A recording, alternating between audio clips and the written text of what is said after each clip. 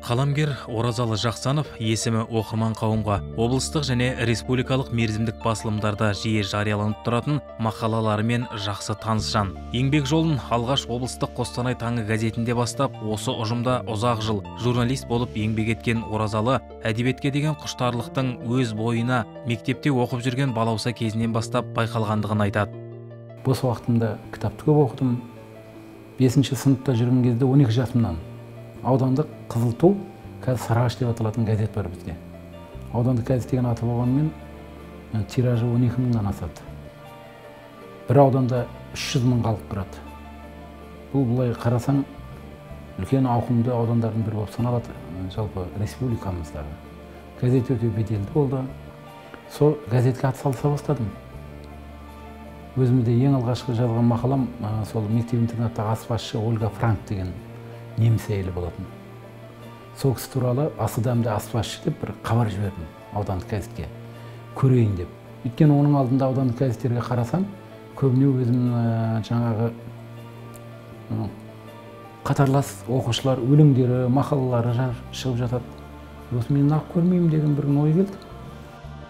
Оразалы қазір Қостанай қалалық біздің Қостанай газетінде еңбек етіп, облыс орталығында орын алған игі істерді оқырман қауымға насихаттаумен айналысып жүр. Осы басылымда еңбек ететін жас журналистер қазір өздерін Оразалы Отынбайұлының шәкіртіміз деп санайды. Тәжірибелі әріптесіміздің ақыл кеңесінің бізге тигізер игі әсері мол дейді олар. Журналистика жолындағы ең алғашқы баспалдағым осы қалалық Наш Қостанай, яғни біздің Қостанай газетіне бастау алды. Әрине ең алғаш осы газетке келуіме себепкер болған яғни ұстазымыз Оразалы Жақсановтың есімі менің өмірімде үлкен орын алады. Ол кісі біздің ардақты ұстазымыз ғана емес, сонымен қатар асыл ағамыз, ақылшы әкеміздей болып кетті. Жалпы осындай келгелі мен мақала жазудың ерекшелігі, оның әрбір тақырыпта қандай деректерді жинау, әрбір кейіпкердің жан дүниесіне үңілу, яғни осының барлығын осы ұстазымыз бойымызға сіңіріп келеді. Әрқашан көп оқуға, көп әдеби кітаптар оқуға кеңес береді. Ешқашан өзінің қамқорлығын аяған емес. Оразалы Жақсанов Отынбайұлы менің ең алғашқы осы журналистика жолындағы ұстазым, маған ақылшым да, менің әкем де болып кеткен, екінші әкем де болып кеткен. Мен үшін ең ерекше жан. Алғашқы 3-ші курста оқып жүрген кезімде осында біздің Қостанай газетіне келіп оқу тәжірибесінен өткім келді. Сонда Оразалы Жақсановтың есіміне сол кезде қанық болдым. Ол кісінің маған үйреткен, маған жазуда үйреткен, маған тәлімгерлігі мол кісі болды. Себебі ол кісі маған ең алғаш осы журналистика жолында қалай жазу керек, өзіңді қалай ұстау керек, яғни осы журналистиканы шыңына көтерілуге маған ең бірінші бағыт бағдар берген кісінің бірі. Ағайға мен алғысым шексіз. Алдағы уақытта осы жерде жұмысымды ойдағыдай атқарсам, ағай сияқты үлкен белестерді бағындырам деген ойдамын.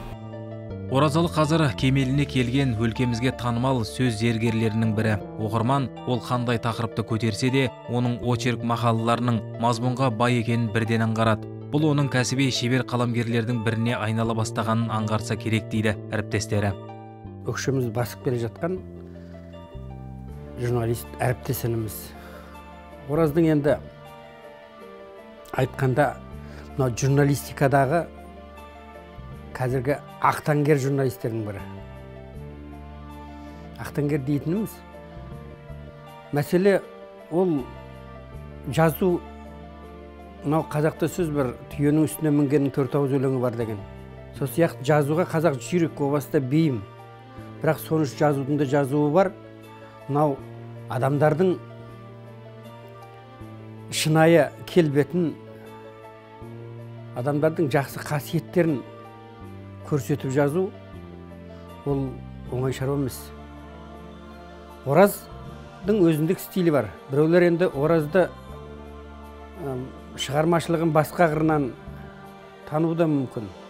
Алайда Ораздың басқа да ерекшелігі, ол адам образын жасағанда адамның ең бір жақсы қасиеттерін таппасуға ұмтылады. Бір өзіндік бір ерекшелігі сол. адамның бойындағы қасиетін, жақсы қасиетін. Сол жақсы қасиет арқылы оның образын ашқысы келеді. Бұл көркем шығарма жазбайды. Бірақ бұның жазғаны бәрі публицистика, көсем сөз. Ал көсем сөзіңіз қазір біздің заманымызда көркем шығарманың алдына түсіп кеткен жанр. Қазір көсем сөз арқылы біздің қазақтың әдебиеті жасалып жатыр. Құжатты әдебиеті, қазақтың көсем сөз әдебиеті жасалып жатыр. Сол әдебиетке өзіндік үлес қосып отқан жігіт. Мен журналист мамандығын үнемі қадір тұтамын. Өйткені егеменді еліміздің іргесінің берік, болашағының жарқын болуына қаламгерлердің қосатын үлесі мол болмақ деп санайды. Бұл мамандыққа бірінші білім керек қой, жан-жақтылық керек, көрегенділік керек, байқампаздық керек. Бұл мамандық иесі психолог та болу керек. Одан кейін тіл байлығында жеткілікті дәрежеде болу керек. Бұл мамандық жалпы өмір бойы ізденіп өтетін мамандық қой. Сондықтан да бұған мен өзімде мынау қазір шәкірт тәрбиелеп отқан журналистердің бірімін. Осы мен қазір қарамағымда мынау өзіміздің Ахмет Байтұрсынов атындағы Қостанай мемлекеттік университетінің журналистика факультетінің соңғы курсында оқып жатқан екі қызым жұмыс істейді. Айзат Асылбек, Ақбота Қалдыбек. Осы екеуіне тәрбие беріп жатырмын, білгенімді осылардың бойына сіңіріп жатырмын. Оразалы Жақсанов соңғы жылдары Қостанай өлкесінде туып өскен танымал тұлғалар туралы бірнеше кітап жазып, оқырман назарына ұсынды. Менің шығармаларыма асыл арқау болып өрілген бұл кісілердің біразының өнегелі өмір жолымен оқырман қауым бұрыннан да жақсы таныс. Дегенмен мен олардың бұрын байқалмаған жаңа қырларын ашуға тырыстым дейді қаламгер. Қаламгердің болған мақсаты әйтеуір не болса жаза беру керек емес қой, өзің бір ұстанған мұраттарың, мақсаттарың болады. Менің негізгі арманым осы елге елім деп еңіреген, жүректері тек туған жерім, халқым, мемлекетім деп соғатын азаматтарды көрсету керек болды. Оның қатарында академиктер де бар, көрнекті сахна саңлақтар да бар, композиторлар да бар. Олардың енді атай берсем бар ғой, осы тек Қостанай емес, ол республика бойынша қамтылды. Осы уақытқа шейін 27 кітап жазыппын. Соның басым көпшілігі осындай жаңағы өнегелі өмірлер сериясы дейді ғой. Орысша жизнь замечательная дейді. Осы идеямен басшылыққа алдым. Елге танымал тұлғалардың өнегелі өмір жолы жастар үшін өмір мектебі тәрізді. Мен өз шығармаларымда осы кісілердің өмірі мен атқарған қызметі туралы баяндай отырып, жастарға отан сүйгіштік тәрбие беруді басты мақсат етіп ұстанамын дейді жазушы. Ол жастар тәрбиесіне үлес қосу әр қаламгердің ардақты борышы деп санайды. Мен негізінен мынау қазір 30-ға жуық кітап жазсам, соның басым көпшілігі жалпы бүкіл елге танымал азаматтар. Сол мына кейінгі өсіп келе жатқан өскелең жастарды сол кісілердің өмірі арқылы, ғибратты ғұмырлары арқылы тәрбиелеу. Мынау елжандылыққа, ұлтжандылыққа, мемлекетшілдікке, отан сүюге баулу менің мақсатым. Бірақ бір жағы сол кісілерді жазу арқылы өзім де мына рухани жағынан кемелдендім. Солардан тағылым алдым. Ізденген жетер мұратқа дегендей, талмай еңбектенудің арқасында биыл жасы 60 жастың асуынан асқан Оразалы Отынбайұлының қол жеткен табыстары баршылық. Қаламы жүйрік қаламгер облыстық меценаттар клубы қазына сыйлығының иегері, халықаралық ақпараттандыру академиясының мүшесі атанды. Мұның барлығы менің шығармашылығыма халықтың берген бағасы деп түсінемін дейді ол. Әрбір журналистің негізі көздеген мақсаты, көтерер идеясы болады ғой. Менің мақсатым осы жерде жасампаз еңбек адамдарын таныту еді. Сол мақсатта жұмыс істеп келе жатырмын. Нағыз елдің патриоты, жүректері елім, халқым деп соғатын адамдарды мен негізінен жаздым. Бірақ әлі де болса менің жазарым көп деп ойлаймын. Көптеген әлі ойда жүрген жарқын идеялар бар, соларды жүзеге асырсам деймін. Шығарып жатқан кітаптары әр алуан адам тағдыры көрсетілген кітаптар, түрлі тақырыпта, түрлі мамандық иелері, түрлі жастағы адамдар. Солардың адамдармен жүздесіп, онымен тілдесіп, барып, ой қорытып жазу, ол үлкен шаруа.